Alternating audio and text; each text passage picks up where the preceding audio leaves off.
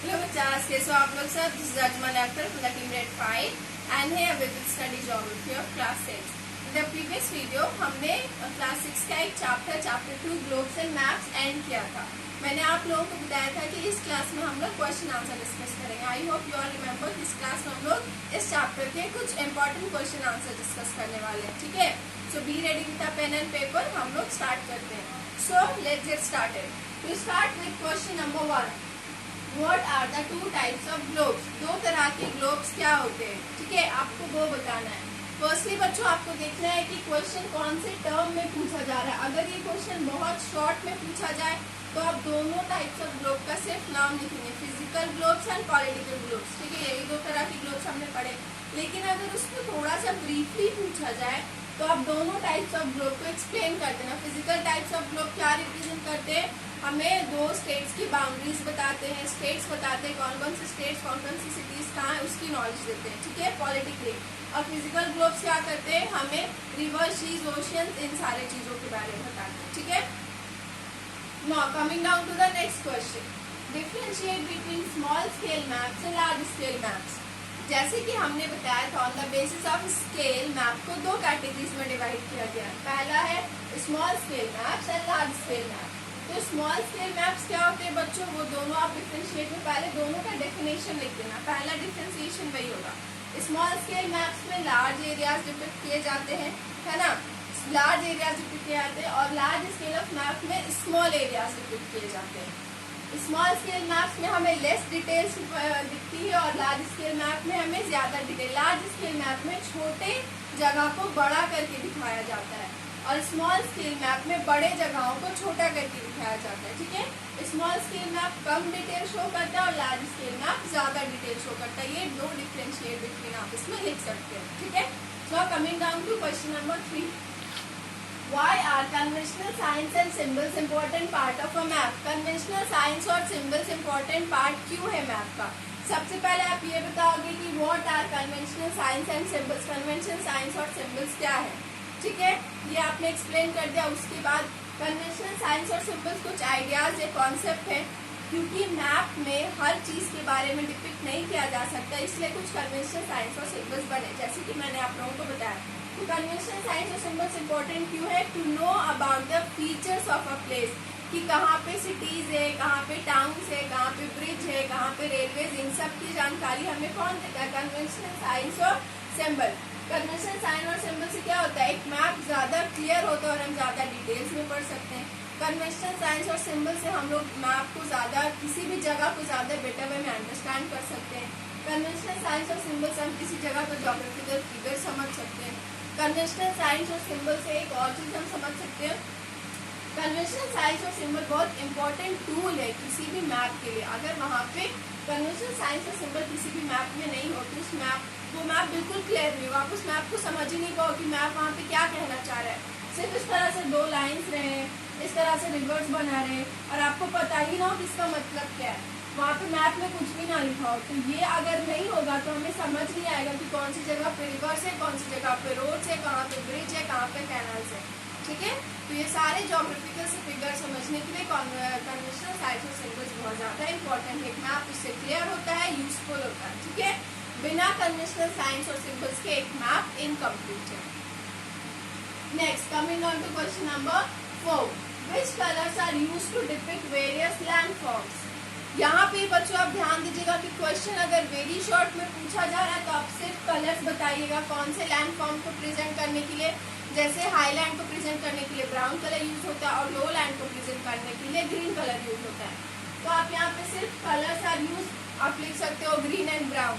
लेकिन अगर थोड़ा ब्रीफली पूछे तो बेटर होगा कि आप लिखो यहाँ पे पूरा आंसर लिखना कि the colours used to depict या used for depicting various landforms are green color are used to depict lowlands and brown color are used to depict highlands. इस तरह से आप आंसर कर सकते हैं. Okay, now coming down to the next question. Question number 5. How do you find out direction on a map? आप map पे direction कैसे फाइंड कर सकते हो? उसके सिंबल से you find the direction of a map through symbols. हमने पढ़ा है ना, नॉर्थ का N, साउथ का S, इस तरह से और ऊपर कहीं भी मैंने आप लोगों को बताया था मैप की सबसे ऊपर इस तरह से लाइन होता है और वहाँ पे एन लिखा होता है, उसका मतलब होता है नॉर्थ लाइन। ठीक है, तो मैप पे हम डायरेक्शन कैसे समझते हैं, how we find out the direction of a map through the symbols. उनके जो सिंबल्स होते हैं, उनके जो निशेस होते हैं, उससे हम डायरेक्शन फाइंड कर सकते हैं मैप पे। ओके, और अगर किसी एरिया में बोला जाए how you find out map, direction find करने के लिए कौन सा डिवाइस यूज होता है, कंपास यूज होता है। ठीक है, what are the drawbacks of a globe, एक ग्लोब का क्या ड्रॉबैक्स है, डिसएडवांटेज क्या है। तो ड्रॉबैक ऑफ अ ग्लोब में सबसे पहला, it is very big in size, उसकी जो साइज है उसकी वजह से बहुत इनकन्वीनियंट होता है उसको एक जगह से दूसरी जगह कैरी करना। ठीक है, ये पहला ड्रॉबैक। सेकेंड, ग्लोब में इतना छोटा होता है कि उसमें फुल्ली सभी जगह को लोकेट करना बिल्कुल मुश्किल होता है। ठीक है, उसके साइज की वजह से। थर्डली, ग्लोब में सारे अर्थ के जितने भी ज्योग्राफिकल फीचर्स है वो उसमें अच्छे से नहीं दिखते। पहला आप लिखोगे because of its size it is inconvenient to carry it from one place to another. Second लिखोगे क्योंकि ग्लोब पे लिमिटेड स्पेस होता है, इसलिए सारे जितने भी अलग अलग कंटेंट्स या अलग अलग फीचर्स है वो सारे ग्लोब पे रिप्रेजेंट नहीं हो सकते। थर्डली आप लिखोगे ग्लोब पे हमारे अर्थ का ज्योग्राफिकल फीचर डिपेक्ट होना बहुत ज़्यादा मुश्किल, वो सारे ज्योग्राफिकल फीचर जितने भी होते हैं ना वो ग्लोब पे नहीं शो हो पाते हैं क्योंकि उसकी साइज क्या होती है, बहुत छोटी होती है। Next, describe various kinds of map. यहाँ पे ध्यान दीजिए बच्चों, डिस्क्राइब लिखा है, डिस्क्राइब नॉट स्टेट। यहाँ पे आपको वेरियस काइंड्स ऑफ मैप्स को डिस्क्राइब करना है। We have read 3 kinds of map, हमने पढ़ा political, physical and thematic. Political जो आपको पॉलिटिकल लेआउट्स बताए, एक स्टेट की बाउंड्रीज बताए, कौन सी जगह पे कौन सा स्टेट है। फिजिकल जो आपको रिवर, सीज, ओशन, ट्रीज के बारे में बताए। Thematical map is made on the basis of some themes and topics, जैसे कि किसी जगह का वेजिटेशन, किसी जगह का इंडस्ट्रीज, किसी जगह का क्लाइमेट, इन सारी थीम्स के ऊपर जो मैप्स बनते हैं वो सारे थीमेटिकल मैप्स होते हैं। तो यहाँ पे आप तीनों तरह के मैप्स का नाम लिखिएगा और उन्हें एक्सप्लेन कीजिएगा। ओके, यहाँ पे भूलना मत, सिर्फ आपको काइंड्स ऑफ मैप के नाम नहीं लिखना, उन सारे मैप्स को एक्सप्लेन भी करना है।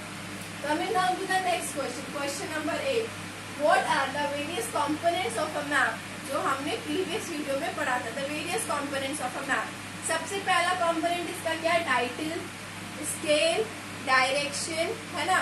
सबसे पहला हमारा है कंपोनेंट टाइटल, उसमें आप उसका एक लाइन लिखोगे कि टाइटल इज यूज्ड कि to show what is map all about. Title के बिना हमें पता नहीं चलेगा मैप किस बारे में। दूसरा, स्केल आप बताओगे कि स्केल क्या होता है।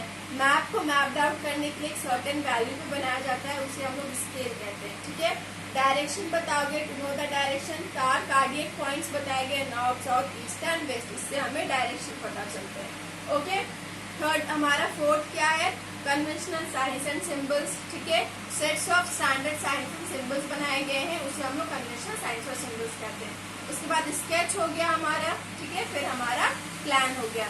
इसको एक एक लाइन में आप एक्सप्लेन करके यहाँ पे वेरियस कंपोनेंट्स ऑफ मैप लिख सकते हो। ठीक है, coming down to the next question, question number 9, differentiate between a sketch and a plan. बहुत इजी क्वेश्चन है, बहुत ज्यादा आपको इसमें 3 पॉइंट्स मिल जाए। स्केच क्या है, रफली ड्रॉन फिगर है। प्लान क्या है, प्लान एक रिड्यूस मेजरमेंट फिगर है। ठीक है, स्केच में स्केच बनाने के लिए हम स्केल का इस्तेमाल नहीं करते हैं। और प्लान क्या बनता है, प्लान कैसे बनता है, by using a scale. Sketch क्या है, किसी की इमेजिनेशन है, और प्लान क्या है, लेआउट ऑफ अ बिल्डिंग और समथिंग। ठीक है, स्केच कोई भी अदर इंसान बना सकता है और प्लान किसके द्वारा यूज किया जाता है, बाय आर्किटेक्ट्स एंड डिजाइनर्स। ये सारे आप डिफरेंशिएट इसमें लिख सकते हो। Coming down to the next question, question number 10. Define intermediate points and scale of map. याद है आप लोगों को intermediate points हमने कार्डियक पॉइंट्स में पढ़ा था। इंटरमीडिएट पॉइंट्स वो सारे कार्डियक पॉइंट्स मतलब नॉर्थ, साउथ, ईस्ट, वेस्ट के बीच का जो डायरेक्शन होता है उसे हम लोग इंटरमीडिएट पॉइंट्स कहते हैं। नॉर्थ ईस्ट इस तरह से जाता है, फिर south east, north west, south west, इस तरह से करके जाता है ना, तो वो सारे क्या है हमारे इंटरमीडिएट पॉइंट्स है। तो directions between the cardiac points are known to be as intermediate points. और जितने चारों इंटरमीडिएट पॉइंट्स है वो आप यहाँ पे लिख दीजिएगा। Scale of a map, the ratio between the land, sea level और लैंड के बीच का जो डिस्टेंस होता है वो क्या है, स्केल ऑफ अ मैप है। ठीक है, question number 11, what is a globe. बहुत इजी है, बहुत सारे पॉइंट्स मिल जाएंगे आपको। What is a globe, a globe is a true representation of earth, या a globe is a sphere. ठीक है, सॉलिड लाइक स्ट्रक्चर। और उसमें क्या होता है, आप वो भी लिख सकते हो कि दोनों तरफ से फ्लैट एंड होता है, बीच में बल्ज आउट होता है, और वो क्या रिप्रेजेंट करता है, अर्थ के डिफरेंट डिफरेंट जगहों को रिप्रेजेंट करता है। एक वन वर्ड आंसर में लिख सकते हो आप, अ globe is a true representation of अर्थ। ठीक है, और उसमें आप अगर बहुत ज्यादा कुछ पूछे, it is square in shape लिख सकते हो। दोनों जगह पे इस तरह से दोनों बॉटम्स में वो फ्लैट एंड होता है, और बीच बीच में इक्वेटर में वो क्या होता है, बल्ज होता है, मतलब स्वेलन होता है। मैंने आप लोगों को स्ट्रक्चर बताया था ना, अ globe is wide in shape, वो आप लिख सकते हो। ज्यादा है तो उसमें लिख सकते हो there are mainly two types of globe, political and physical. सिर्फ नेम लिखिएगा, इतने में आपको ये आंसर कंप्लीट हो जाएगा। What is a map? One word answer. The graphical representation of Earth is called a map. ठीक है, through map हम it is drawn on a flat surface.